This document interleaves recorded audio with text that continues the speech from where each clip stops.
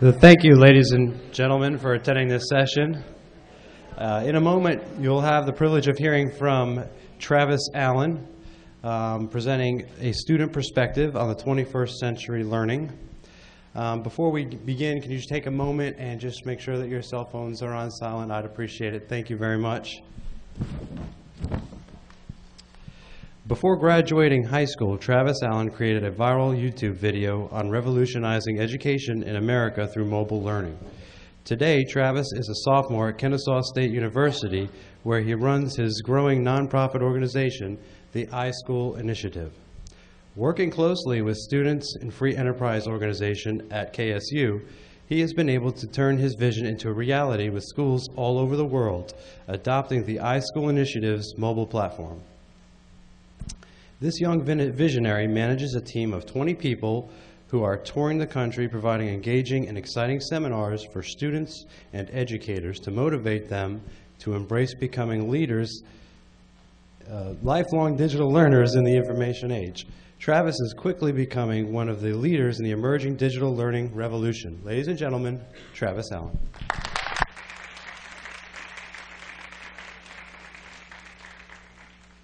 All right, how's everybody doing?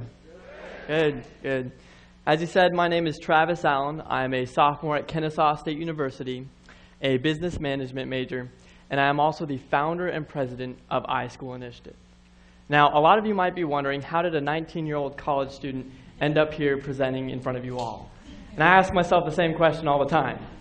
But basically, it all began with an idea. And that's what I'm here to share you my story of digital learning. And it started when I was 17 years old. I was a high school student at Whitewater High in Fayetteville, Georgia. And I began using my iPhone to take notes, use as a graphing calculator, read books, etc. But I quickly became frustrated with the education system because they told me that this was not an educational device. They would not let me use it, and this infuriated me. And so I decided to do something about it. I created a YouTube video demonstrating the capabilities of a one-to-one iPod Touch program. Imagine if every student had an iPod Touch, and that was my vision 2 years ago. So what I'd like to do is I'd like to share with you the video, the first little bit, and you can watch the rest of it on your own on our website. My name is Travis Allen. I'm a 17-year-old high school student at Whitewater High in Fayetteville, Georgia. I believe I have a solution to America's education problem, and I need your help. My high school is experiencing massive budget cuts, teachers are being let go, and classroom sizes are getting larger. Our public education system is broken, and it needs to be changed. I hope you will take a moment to watch this short PowerPoint presentation I put together that answers the question, does technology belong in our classroom? You decide. Let me introduce you to the future of American education, the iSchool.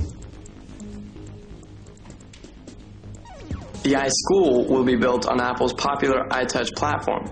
The iTouch is a revolutionary handheld device that is capturing the imagination of people worldwide. With its easy-to-use touchscreen interface, it has set the standard for music, video, and third-party applications.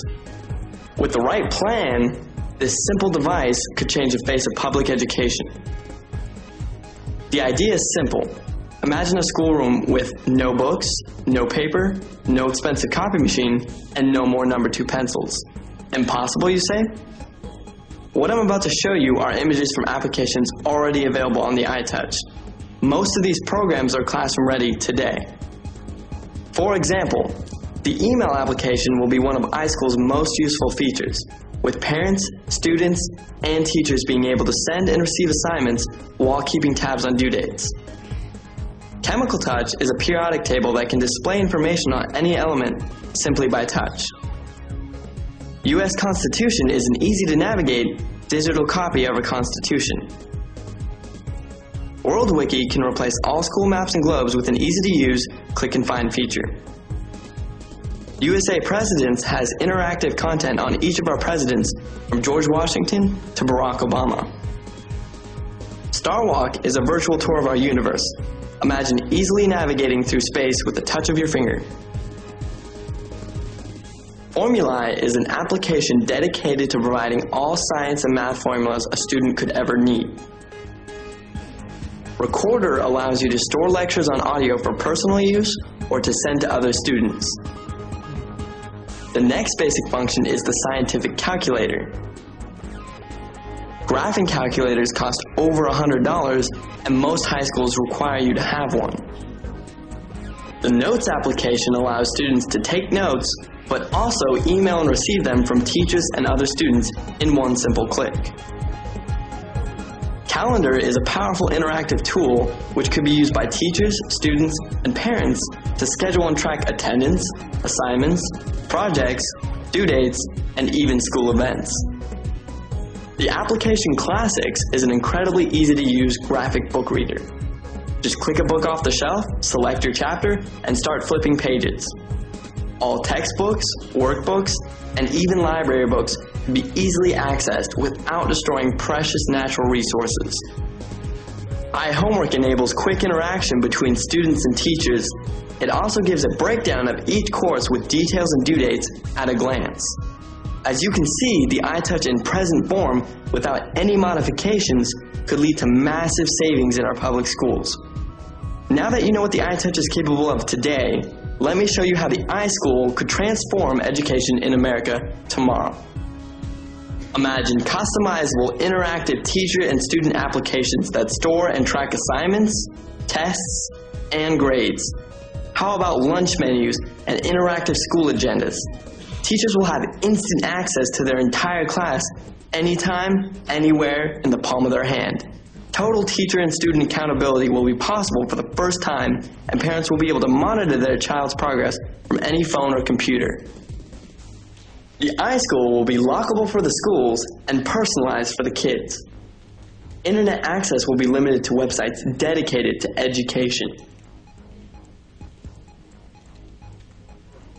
Here are just a few ways the iSchool will save schools and students money. From graphing calculators, agendas, and schoolbooks, to ink and paper costs, projectors, maps, and globes. They all add up to some serious savings. At least $600 a student. And the cost of an iSchool? Around $150. Just imagine the impact this would have on our environment.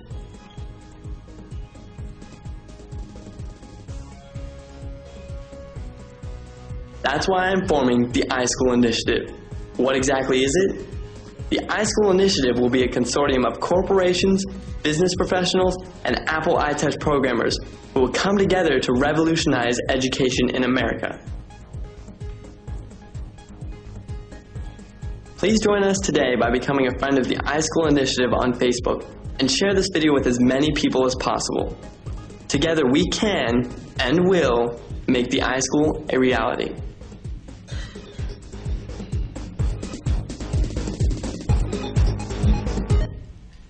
So that was the video I put out 2 years ago.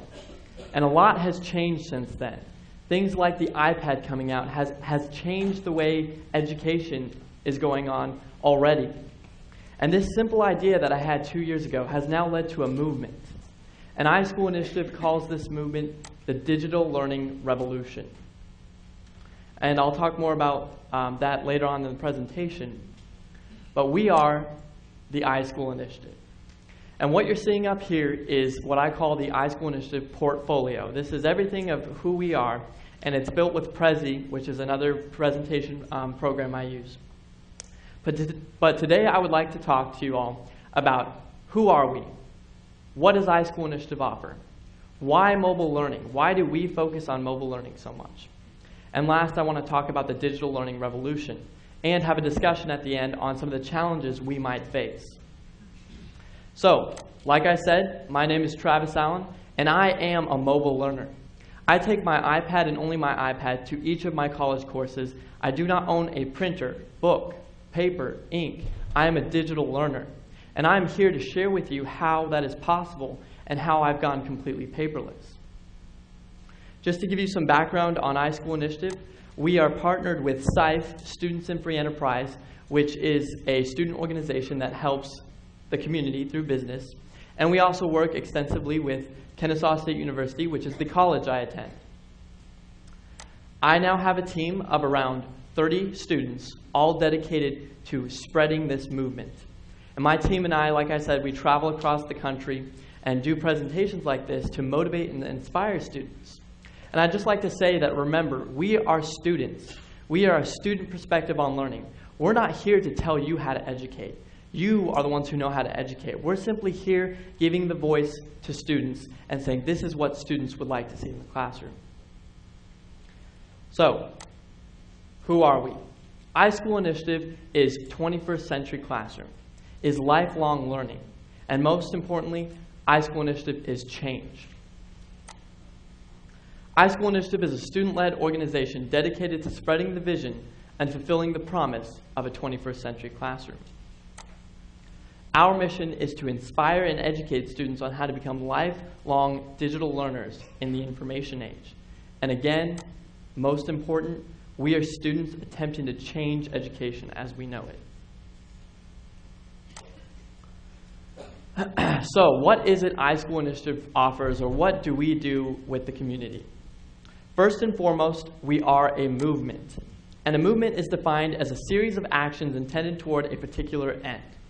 And that end is to revolutionize the education system. Now, how do we achieve this movement? Seminars. Like I've said, we travel across the country providing seminars to really show what these devices are capable of.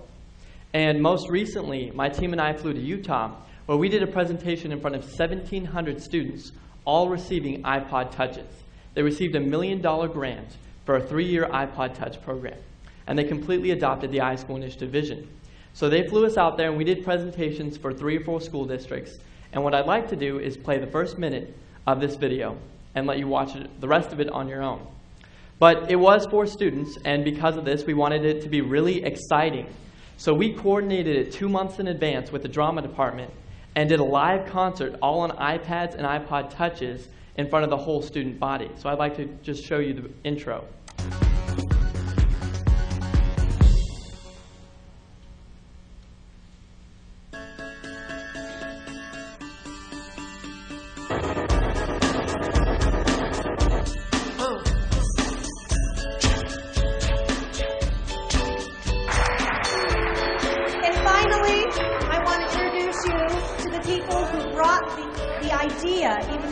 Of having iPod Touches in the classroom to you, and that's Travis Allen and the iSchool team.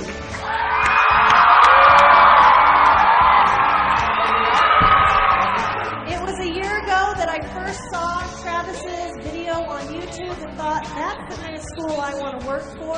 And today, that's the kind of school we have, and they're the people that you're here to watch, not me. So I'm going to say goodbye and let the assembly turn over to them. Well, guess what, guys? Kearns High School is making history today. You're all getting an iPod.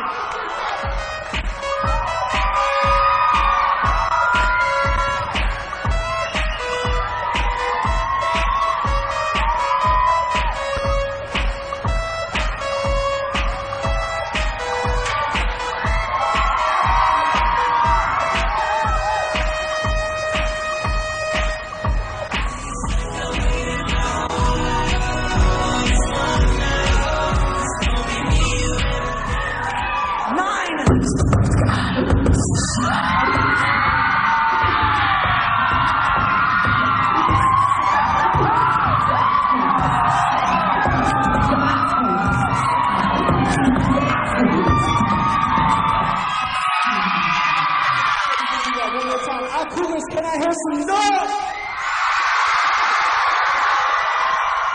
Travis Allen, everybody. My name is Travis Allen.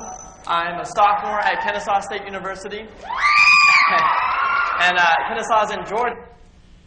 So, as you can tell, the Kearns High students were way excited, and it felt like rock stars when we went there. But, you know, when Kearns High got their iPod Touches, it came with something like 400 applications on each device. It was an insane program that Rachel down there worked with us on, and she put together a tremendous program with an extensive list of applications. So what else does iSchool Initiative do besides seminars? Well, we've got a research team that is starting to make case studies on how the iPad can save money in the school systems. And we're working on that, and that'll come out later on. We've also made YouTube videos. You've seen 2 of them. But we plan on making a different YouTube video every month. And our biggest thing we're working on right now, which we're really excited about, is an e-magazine. And this magazine will be called Go Digital. And it's going to be about being a paperless student, where the world's going with education, what is iSchool Initiative up to. And last, we have a social network with Ning that provides a place for students, educators, and parents to come together and have a live discussion on what they think about technology in the classroom. And just a week ago, with the iPad 2 release, which I have up here, and it's very fun to play with if you haven't played with it, but with the iPad 2 release, we've created a new program called Donate to Educate. And what this is, it's a program to where when you upgrade to a new mobile device, whether it's an iPad 2, Kindle, whatever it is, what are you going to do with your old one? And that's why we created this program, where you can donate your old mobile devices to iSchool Initiative. And then we will place it with teachers who want a classroom set of iPads. And so I strongly encourage each of you, as educators, to go to our site. You have a place where you can donate your mobile device, and a place where, as a teacher, you can apply for a classroom set of mobile devices from the iSchool Initiative. Again, we just launched this last week, and what you'll do as an educator is you'll create a YouTube video showing why you think you deserve iPads in the classroom, or why you need iPads in the classroom. So, this is a little bit about what iSchool Initiative is doing right now. Now, why mobile learning? Why do we focus so much on that, and what is mobile learning to a student? To me, mobile learning is being plugged into the internet 24/7, having access to a vast amount of information anywhere, anytime, at the touch of your fingers. And to me, this is really important about taking learning beyond the classroom, lifelong learning, and that's why we believe in mobile devices so much. Next is the applications. And this is what my whole section is dedicated to. I'm going to use my iPad and walk you through how I use it every day to revolutionize the way I do education. But I did want to just briefly mention some of the applications here so you can see some of the different things. From taking notes with flashcards, to building study guides, to the way we do health, tracking calories, what we're eating, creating fitness programs, to math, graphing calculators, economics. You know, this was a $1 application as opposed to a $120 graphing calculator. Science, interactive periodic tables. Star Walk, which is an application where you can view the night sky and get information, live information on all the stars, solar systems, and it's a really extensive interactive application. And of course, the arts, from creating your own music, to drawing your own art, to creating videos. And this piece in the middle I actually made while I was on the airplane. Sadly, I've noticed that what the iPad does not do, it does not make you a better artist. What else is being a mobile learner? To me, it's about being organized, which is not just in the classroom, it's almost a lifestyle. You know, before I was a digital learner, I was not an organized student at all. I had cringly papers everywhere, you know, I'm sure you've seen it all. But, so what I'd like to do is share with you some different pictures I took of random students at Kennesaw State University and what they carry today on a daily basis.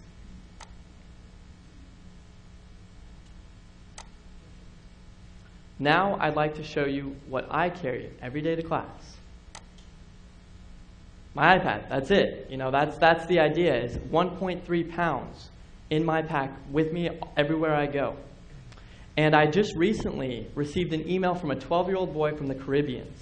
And I'd like to share that email with you, and I do apologize for the grammar, but it is from a 12-year-old boy. So, I have saw your video both on CNN and YouTube, and for a 12-year-old boy, I got a great idea. See, I live in an island in the Caribbean, and I go to school every day with heavy books. What is the result? Exhaustion, tiredness, humpbacks. School is already a place with challenges for the academically privileged, but to carry heavy bags to school, that is torture. And I love this email when I got it. I'm just picturing a poor 12-year-old boy, with 60 pounds on his backpack, going to school every day, so it's more about being organized. I wanted to take a step further though, and I wanted to take a picture of my roommates' rooms. So I asked if I could walk in and take a picture, and this is what I saw.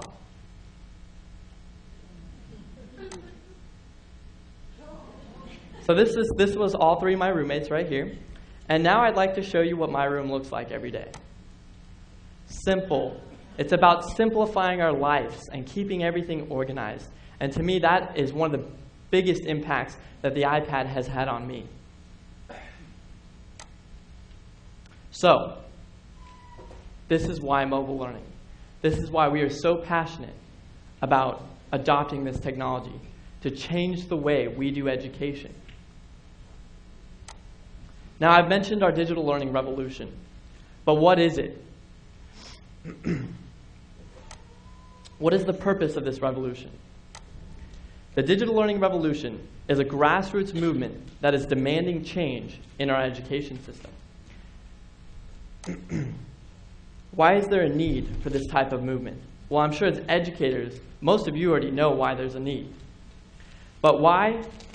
United States' current position in the international education, number 33 in reading, number 27 in mathematics, and number 22 in science.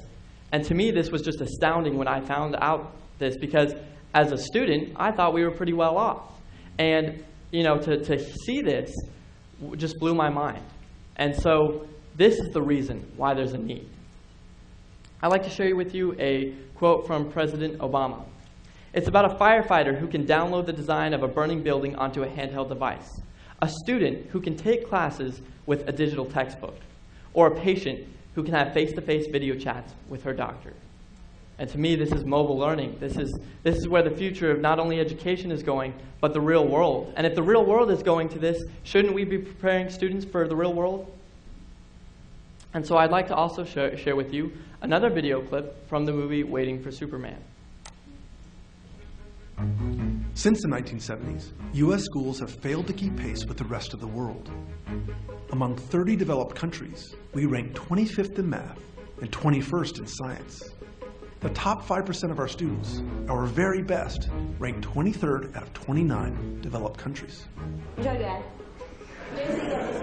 In almost every category, we've fallen behind, except one. The same study looked at math skills and found in these 8 countries, the USA ranked last. But when researchers asked the students how they felt they had done, did I get good marks in mathematics? Kids from the USA ranked number 1 in confidence.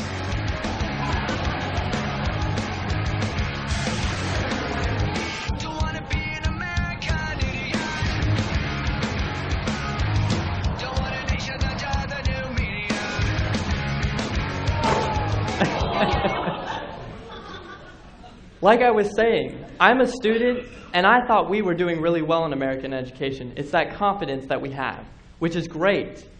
But where does that fit in when we're comparing ourselves to China, to India? And I'm sure all of you are already aware of this. Now I'd like to take you through the progression of 3 different fields. The progression of transportation, warfare, and education. Transportation. We start off with the wheel. Then we move on to horses. Now we go all the way to automobiles.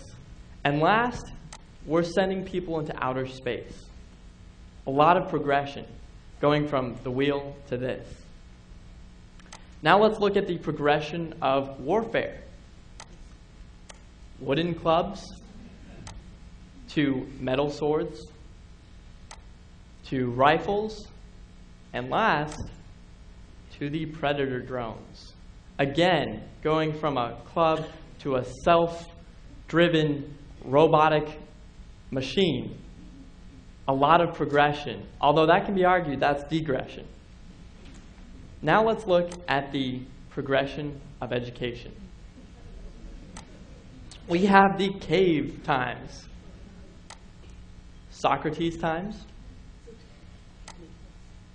1800s, And now, a classroom today. Not a whole lot of change. And if we're going to keep up with the rest of the world and become mobile learners, we have got to change something in our education system. Like they were saying earlier, nothing has changed in 300 years, but the rest of the world has changed dramatically. And that's what we're here today, is to create a movement to start this revolution of change. So, we've created a program called iSchool Advocates, which simply states, I support your initiative. I believe in the cause, and I think that technology should be integrated into the classroom. And so what my team and I have started doing just a few weeks ago, we have been setting up booths around campus with iPads and having students walk by. And we simply tell them about our initiative, and we give away bags and iSchool t-shirts. And they sign up for our iSchool Advocate program, where they simply state they support our initiative. So, iSchool Advocates is a network of students, parents, and educators coming together to demand change in our classroom. Very simple, but that's what we are, and that's what our iSchool Advocate program is. And I do encourage each and every one of you to go to our website and sign up for our iSchool Advocate program. So, this is a little bit about the digital learning revolution. Now, we've had, in the past few months, a tremendous amount of growth at iSchool Initiative. And if you look at companies today like Facebook, that's how all companies are growing with things like the internet. They are just popping out of nowhere. And that's what we should be, showing our kids and showing them how it's doable, So again, iSchool Initiative is following that same path where every month we're just growing and growing and growing. Like I said, we now are at about 30 students on our team. And we've reached a global audience. We have been featured on CNN only a few weeks ago. We have been on the Huffington Post, San Francisco Chronicles, Yahoo News, ABC, and we've had other countries broadcast our message. So I put together a few clips of some of the news coverage iSchool Initiative has already received in the past few months. It looks like a celebration as hundreds of current high students get ready to take home their own school-issued iPod Touch. It's a big deal. Peter Kostakis says the handheld device will help him learn Spanish. I think the biggest thing is flashcards. I know I have trouble studying sometimes here and there. Dude, that's awesome. Many other students discovering how the iPod could bring major changes to learning. I think it's amazing. It'll definitely broaden our educational learning experience. An experience that has stayed the same for decades. I decided to make an initiative to change the way we see education. The iSchool was all the idea of one college student, Travis Allen. It's fun taking notes on this device. It's fun learning how to use this device educationally. That I think the kids are going to love it. Of course, one of these. New tonight, imagine a school with no paper, no pens, or textbooks. Sounds unrealistic. Well, one group of college students says it's the future of learning. Here's Nanette Souza with all the details. Let me introduce you to the future of American education, the iSchool. With one post on YouTube, Georgia high school student Travis Allen launched a revolution, the iSchool Initiative. Frustrated with traditional teaching and learning techniques, he envisioned an education system that embraced digital. 2 anni fa, quando Travis Allen l'ha lanciata, l'idea sembrava rivoluzionaria. Oggi è realtà in molti istituti americani. Si chiama The iSchool Initiative. Il progetto the iSchool team, comprised entirely of college students, holds seminars across the country for students, teachers, and parents, demonstrating the educational potential current devices and apps offer. And they are getting support at every level. We need to out-innovate, out-educate, and out-build the rest of the world. If America is going to rise to the top in our education system again, we have got to adopt this technology. The movement is already catching on. Some schools, like the Webb School in Tennessee, are requiring students to have a tablet computer. These 4th graders in West Virginia use iPads every day. They're tired of the paper. This is exciting, it's got color, it brings it to life. For the iSchool team, it's proof that from kindergarten to college, the classroom is changing. I'm Nanette Souza, and you're now clicked in. So, I would now like to have a discussion with you all on the challenges we might face, what you think of education and mobile learning. But before we do that, I would just like to encourage each and every one of you to join the cause and sign up for our iSchool Advocate program. Sign up for our newsletters. Join our NEEN community. And start having conversations with people and share the iSchool Initiative vision. And again, you can find everything on our website, iSchoolInitiative.com. And again, I just encourage each of you to help me lead this movement and join the digital learning revolution. Thank you.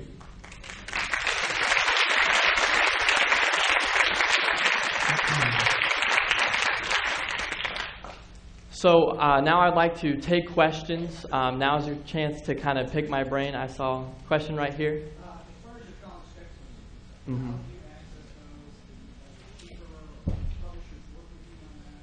We have made contact with some of the publishers. I find that most of my college books, around 95% of them, are found digitally.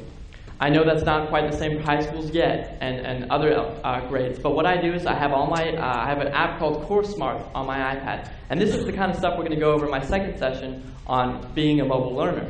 But I get most of my books via the web or via CourseSmart, and they're roughly 40% cheaper usually, sometimes 30%, and honestly, we'd like to see them even cheaper than that.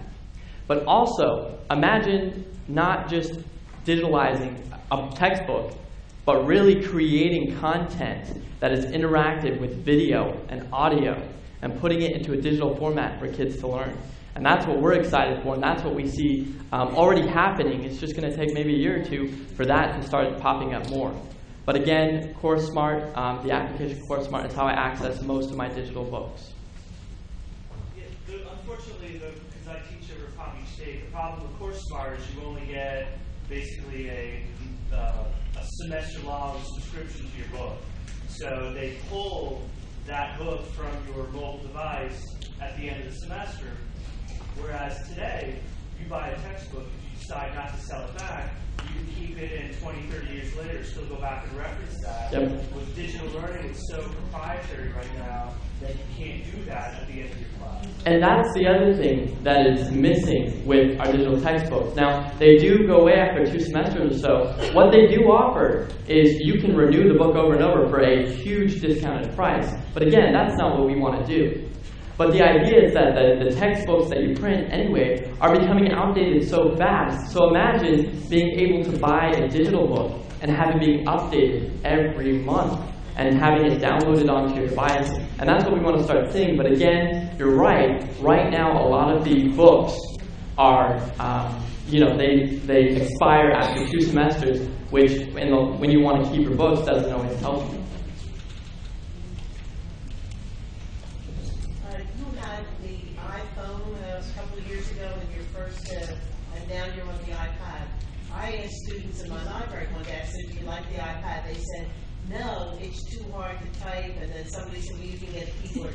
What is your take on that? I can type faster on my iPad than I can a regular keyboard. And you'll notice the younger you are, the easier it is to type on this because they're more familiar with this. You give this to a 6-year-old, they'll type away on it like crazy.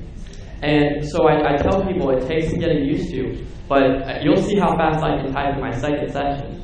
But the idea is, someone just told me the story, her daughter failed keyboarding class. She's 9 years old and failed, 9 or 10 years old, and she failed keyboarding class.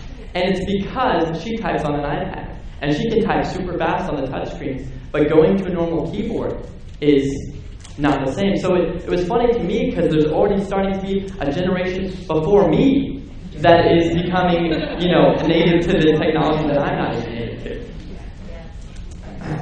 And I can type, fairly fast on the iPhone as well. It's just a matter of getting used to it. How about theft? Like every time a kid, has in the school district, they're not allowed to have cell phones, they're not allowed to have electronic devices, but they sneak them in there. But every time they get stolen so close to the school, and they say that's a big problem because people see it and they want it. Right. The Current Tide, for example, they've had a fairly low percentage of lost, broken, or stolen. They have insurance policies you can pay for if you choose to. They've got a whole program implemented, but it's also, they've got things like Find My iPhone, where you can track the devices if you lose it or something, which can be very handy if stolen. So there are measures you can take to avoid this, but of course, you're going to break some, you're going to lose some, but the percentage has been actually really small for Kearns High, with 1,700 students.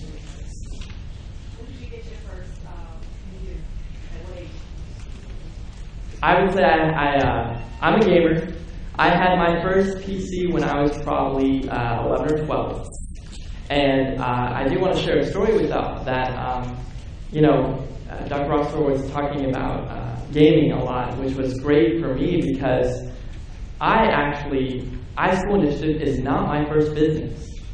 I started a virtual business when I was 12 years old, or 13 years old, in a game called Star Wars Galaxies Online. And it's a multi-massive online role-playing game. But I was one of the first millionaires on my server. I had to run events, I had to market, I managed people, so 30-year-olds were working for me in the game. And I had to work with other people to build cities. It was just like what I'm doing now. So what I was learning when I was 13 in a virtual game that I didn't even know I was learning, self-learning, I was then applying to what I'm doing right now.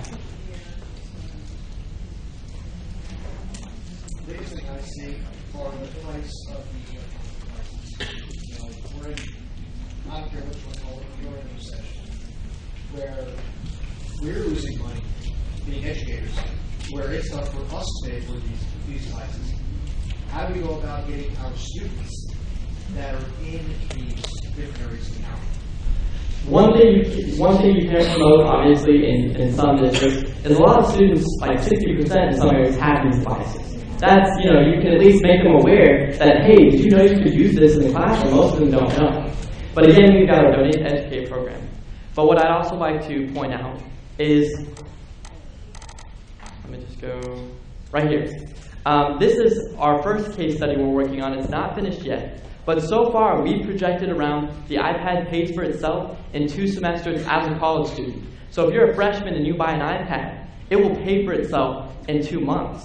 And imagine how much you're going to save over 4 years. Me personally, I can safely say that I've saved hundreds by going digital. Think about storage space that I no longer have to buy.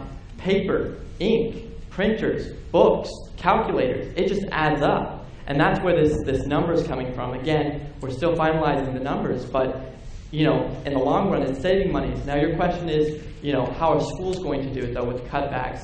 It's going to take time, is what I think, because it saves money in the long run. But how do you justify that when you want to get them up front? So that's what I would say to the price point of these devices. What about how do you keep up with technology? How do you justify whether a parent spends the money on a school system or a grandmother or a donation? Top of the line today, next year it's something smaller and faster.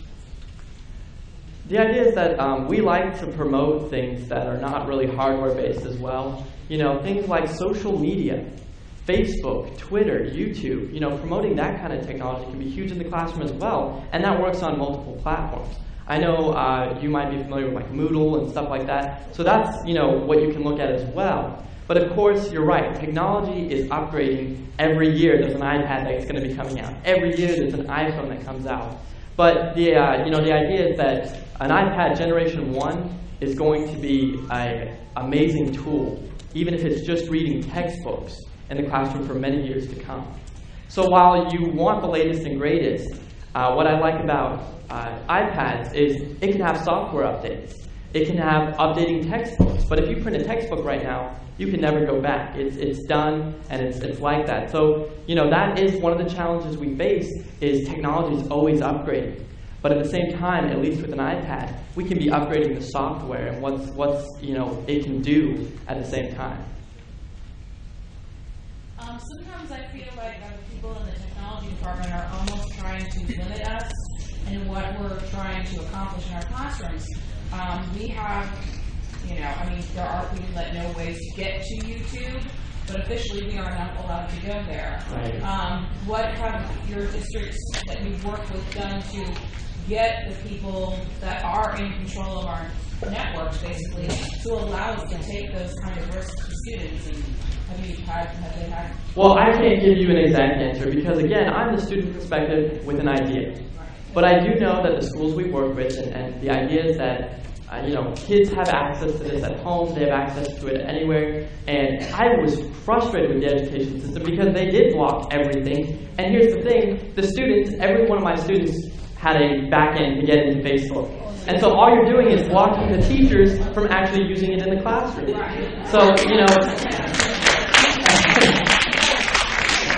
it's obviously, I understand safety with children is so important, but how do we balance that with allowing the teachers to do their job and to actually teach? And that's what is very controversial. But I know the schools that are adopting this, they're realizing that they need to unlock YouTube. They need to learn how to use this, and why not promote it in an educational format? Why not, instead of saying, no, you can't use that, why not encourage them to use it properly? And so when they take it home, they can use it in different ways. I have a question.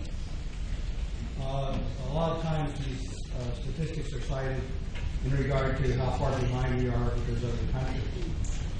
Do those other countries use this kind of technology? That's my first question. And since they have such good achievement records and performance records, have you done any studies with your iPad or iPod that looks at the kind of performance change or achievement change when you use that, when you have it in place? As far as technology in other countries, the India just spent billions of dollars on getting Microsoft tablets for a ton of their students. It's a huge initiative they're starting only recently that I don't know much about. I've just heard about it from some Microsoft people. And there's actually a lot of technology going on in India as far as the iPod touches. There's actually a program called iSchool that was started over there. Don't know if that's in relation to us, but it's about adopting iPods over there. So, I can't say for certain about other countries. I haven't done research into that area exactly. And as far as, what statistics do we have? The first school we really work with is Kearns High. And we're getting those numbers of test scores, things like that, in the next month or so. So I can't give you actual details as of right now, but if you sign up for our newsletters, I'm sure you'll get an email from us saying, here's the numbers, here's the facts from Kearns High. But from what I've heard, and from having a conversation with the administration over there, they say they've seen some tremendous creativity and tremendous output from these devices. And that's another thing that I love about these devices, is the creativity, which is sorely needed in our education system. So that's, again, I can't give you actual details. Again, that's not really my expertise. Again, I'm simply a movement, a student perspective. Yes, you mentioned Kearns High, and them being able to afford the iPad for a lot of the students in a lot of the schools. How did we go about that? Was it through grants? Was it donated by private companies? They received $1 million grant from a stimulus package from President Obama. So they just applied for a grant and received $1 million to start this program. So that's how they got the funding.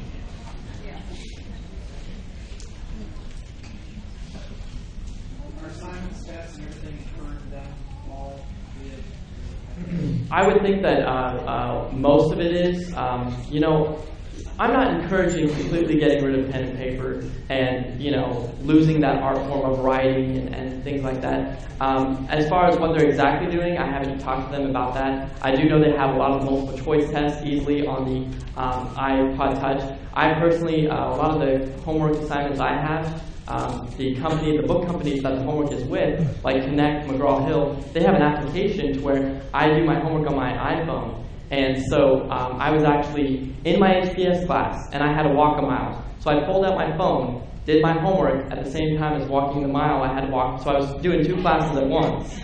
But, so as far as Kearns High goes, I know they do a lot on it. The difference I see between the iPod Touch and the iPod Touch is a great tool to have. The iPad is it goes beyond a tool. It's a book reader. It's, with a bigger screen, you can actually write papers on it, different things like that. But the iPod Touch is more focused on graphing calculator applications and different things like that.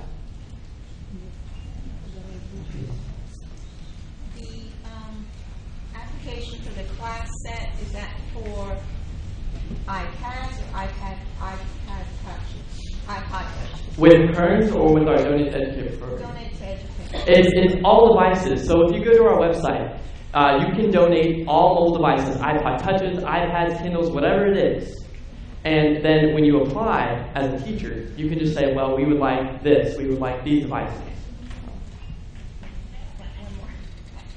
Yes, we live here in South Florida, and we have some hurricanes, and sometimes our power goes out for an extended period of time. Is there a backup plan to all this electronic technology? As far as like the power going out or something? Yeah, I mean, what if we can't access our assignments? Well, the idea is that obviously you don't have to have this plugged in to be running, unlike a laptop which dies after an hour. This has 10 hours battery life. And also, you can do a lot on these devices without internet. Let's say the internet's down, you can still do a whole lot and have your assignments on there. But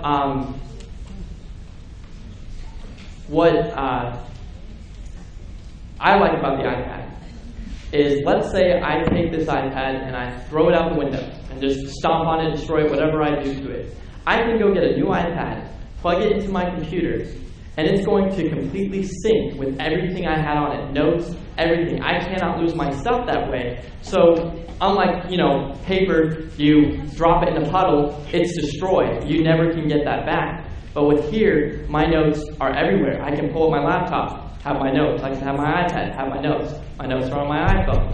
And so that's what I really like about, having it all backed up that way. 20 years ago, when students did research, they had to physically go to a library, read books, and do research. I think today one of the drawbacks of technology is the cut and paste mentality, where students aren't really learning because of technology. They're using it as a crutch to, and I'm a big proponent of technology, but they're using it as a crutch to find the information, copy it into a Word document, and call it their own, and there's not really any learning taking place. What sort of challenges do you foresee with this digital learning revolution? Well, as far as, if we're not discouraging it in the school systems, we can properly teach students, how to find information, apply information, and then actually use the information and how to filter it. And so the idea is that if we are using these in the classroom, we can properly teach them how to use it. And as far as copying and pasting, this is kind of what I think about testing. I don't like standardized testing, obviously. And math system has it right, because the math system doesn't grade you on just did you get the right answer. They grade you on the process of how you find that information and how you apply it to solve a problem. So why not apply that to all subjects? And rather than just grade it, where they can copy and paste it, why not find out the process they found the information? And why not grade it on that? And if you're grading them on that, then it's not always about the copy and paste. It's, well, do you really understand it? Do you really know how to apply it? And that's, kind of what I think it could work with technology. Just as a counterpoint to that, as a librarian, Mm-hmm. the extensive amount of wonderful information that's available for students through the online ecosystem. Yeah. While we have 120 journals on the shelf at the college, the students have access to over 50,000 online. So they've got access to the good stuff that they couldn't have had before in a matter of 3 clicks. My college has a program called Galileo, and it's just amazing at what's on there. You can go on there and find almost anything. What kinds of careers do you see as offshoots to support this whole platform? What careers will technology create? Well, the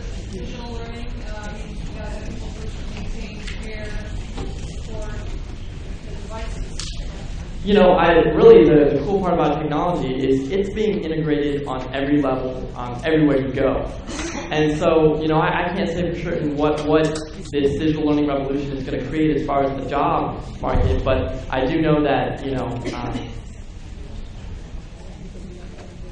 technology is everywhere. So if we learn how to use these devices, it's going to apply to whatever field we go to. Anyway, sadly there's no more time for questions. I hope you all enjoyed this presentation, and thank you, everyone.